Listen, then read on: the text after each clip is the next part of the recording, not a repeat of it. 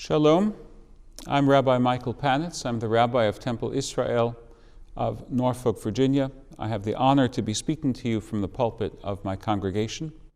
At this time, my message is entitled, Good Faith Neighbors. With our Jewish state under attack and our people facing sharply rising anti-Semitism, it is easy to feel alone. But it is a mistake to think that we have no allies, no friends, no good neighbors. Together with a rabbinic colleague, Rabbi Roz Mandelberg, and with Robin Mancall, the Jewish Community Relations Director at the United Jewish Federation of Tidewater, I co-hosted a gathering this past week of 5 Jewish and 15 Catholic and Protestant clergy. Each of our Christian guests was invited because each had reached out to our Jewish community to express support in the wake of the brutal Hamas attack on October 7th. Our purpose in gathering was first to thank our Christian clergy neighbors for their solidarity, and second, to strengthen and continue that bond. We wanted to create a safe space where our Christian neighbors could ask questions, even tough questions, and where we could help inform them of the realities facing Israel today at a deeper level than that provided by nightly news coverage and daily newspaper articles. We shared a light Chanukah lunch, potato latkes, sufganiyot, and all, at our local Jewish community campus. We sat at tables of 4, a rabbi or cantor and 3 Christian clergy at each table.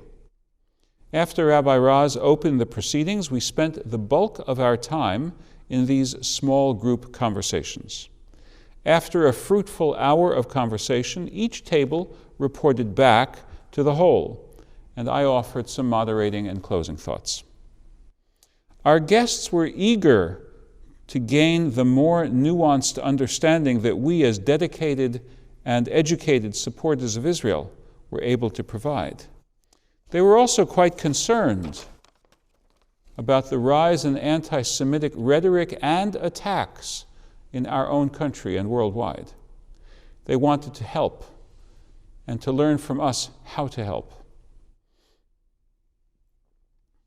I have already created relationships with a number of these clergy and their congregations. After the jihadist attack on the synagogue in Colleyville, Tennessee in January 2022, I created a lecture, quote, Anti-Semitism, What a Christian Needs to Know, What a Christian Needs to Do. I delivered that lecture at half a dozen area churches and at the Divinity School of Regent University. Today, 2 other Norfolk clergy asked me to schedule a Sunday afternoon to give that lecture to their congregation. To generalize, our Christian faith neighbors gained by learning that for the American Jew, Israel is the home of members of the family. They learned many important facts, not readily known from the nightly news or the daily papers, about the existential threats facing Israel even today, 3/4 of a century after its birth. It is easy to fancy that Israel is the Goliath to the David of the Gazans, but that is not at all the whole picture. Behind the Gazans are the Iranians at the threshold of nuclear weaponry.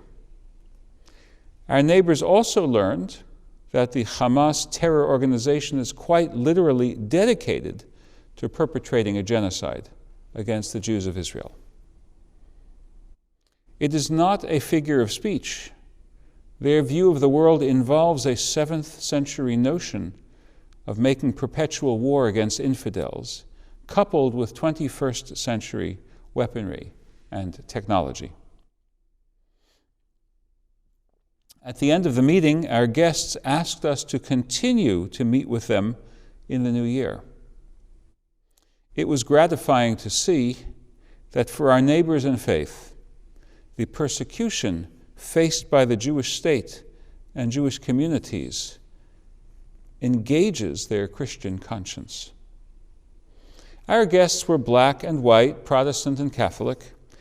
In meeting with them, dialoguing, strengthening ties, I was reminded of an historic alliance of Jews and Christians, the partnership of Rabbi Abraham Joshua Heschel and Reverend Dr. Martin Luther King, Jr., allies during the era of struggle for civil rights for African Americans. At the first meeting of the two religious leaders in 1963, Heschel gave an electrifying talk about the evil of racism. His critique extended to religious communities. Quote, "We worry more about the purity of dogma than about the integrity of love. What is lacking is a sense of the monstrosity of inequality.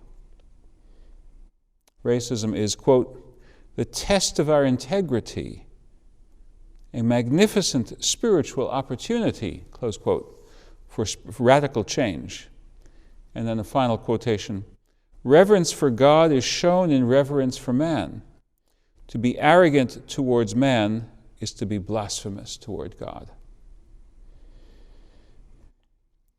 With the sense that a target had been placed squarely on the back of our people today, the Jewish leaders present were able to experience the kindly face of Christian love. It is our duty to foster it and to reciprocate. May God help us bring about the day envisioned in our New Year's prayer, "V'ye'asu chulam aguda achat la'asot ritzoncha belevav shalem," that they will create all of them one band to do God's will wholeheartedly. Amen.